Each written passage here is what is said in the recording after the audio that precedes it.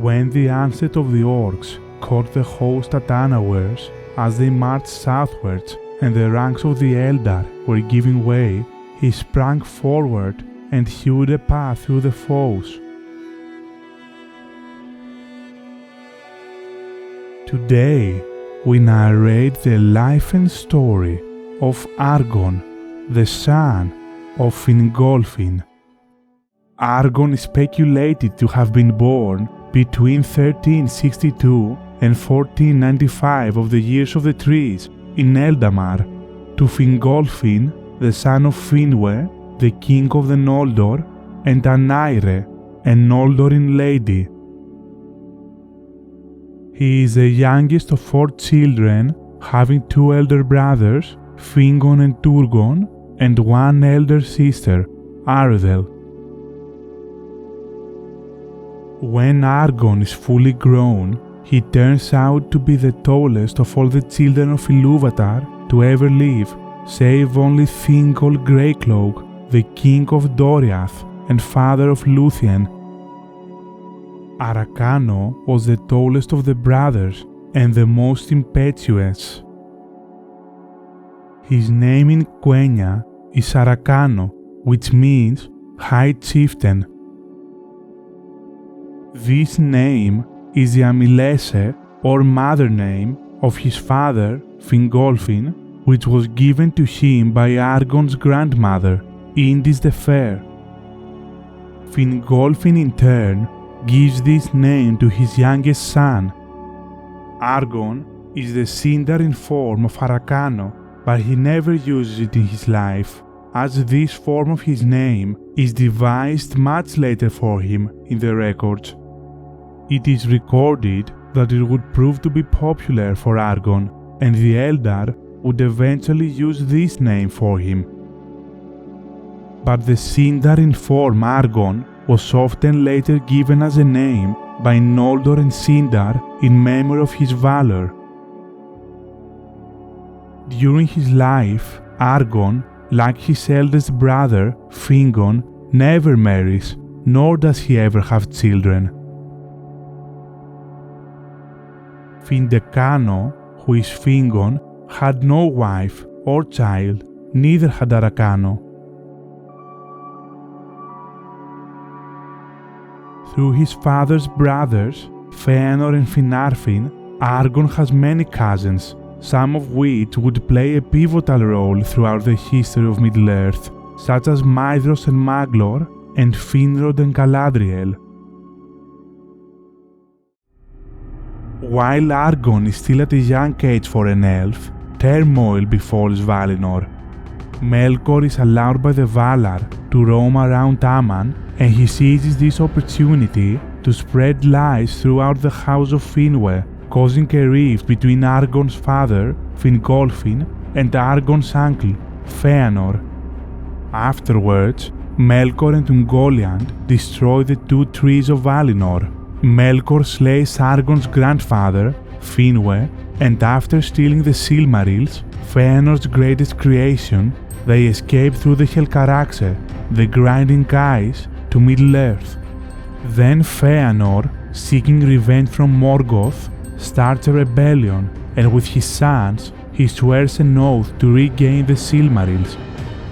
Thus a large part of the Noldorin elves of Valinor leaves the Blessed Realm and heads eastwards to find a way to cross Belegair, the Great Sea. Argon, along with his father and siblings, takes part in this rebellion, yet with motives different than Fëanor's. Anaire, Argon's mother, stays behind in Valinor due to her close friendship with Finarfin's wife, Eärwen, who also does not join the rebellion of the Noldor. As the Noldor approach Alqualondë, the city of the Teleri, Fëanor asks them for permission to take their ships and use them to cross the sea and reach Middle-earth, but the Teleri try to dissuade the Noldor from leaving the Undying Lands. Then Fëanor decides to take their ships by force, and thus befalls the first kinslaying where elves fight and slay one another. It is uncertain if Argon takes part in this battle, as only but the foremost of the House of Fingolfin does so. It's worth noting though that in Tolkien's first conception of Argon, he perishes in this battle. The third son of Fingolfin, Arakano, Argon, emerged in the course of the making of the genealogies. A penciled note on the last of the 4 tables says that he fell in the fighting at Alqualonde. But the Professor Tolkien changes his mind about this, and Argon continues his journey further, following Fingolfin, his father. Feanor, having stolen the ships of the Teleri, reaches Middle-earth with his sons and the rest of his house. But his kin, who await him upon the other side of Belegire, he deems useless and refuses to help them.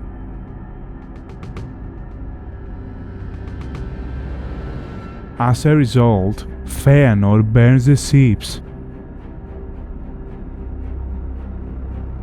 Argon and the rest of the House of Fingolfin are able to see the fire, and so they realize what has happened.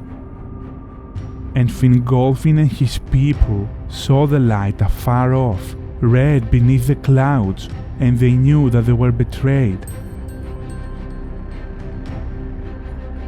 Having no other way to reach the Hitherlands, they decide to take the road through the Helcaraxe,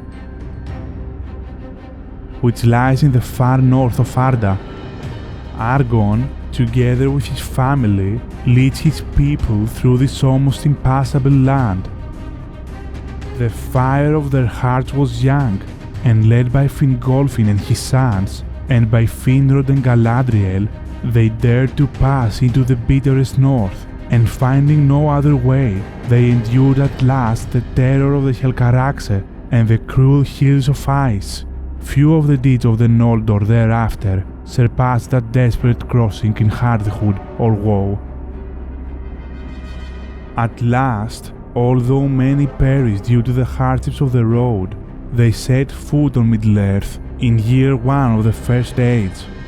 Just as they enter the land, the moon rises in the far west of the world for the first time, filling the elves with hope. Argon and the rest of the host march south when they reach the Lammoth, but shortly after, they are attacked by orcs issued from Angband, the fortress of Melkor in the north of Beleriand. It is then, in the dawn of the First Age, that the Battle of the Lammoth is fought.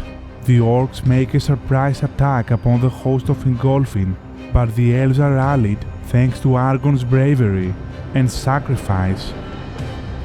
When the onset of the orcs caught the host at unawares, as they marched southwards and the ranks of the Eldar were giving way, he sprang forward and hewed a path through the foes, daunted by his stature and the terrible light of his eyes, till he came to the orc captain and felled him. Then, though he himself was surrounded and slain, the orcs were dismayed, and the Noldor pursued them with slaughter. Thus perishes Argon, the youngest child of Fingolfin, but thanks to his act of valor and his self-sacrifice, the tide of the battle is turned, resulting in a crushing defeat for Morgoth. As with every elf, Argon's Fea, or spirit, travels to the halls of Mandos,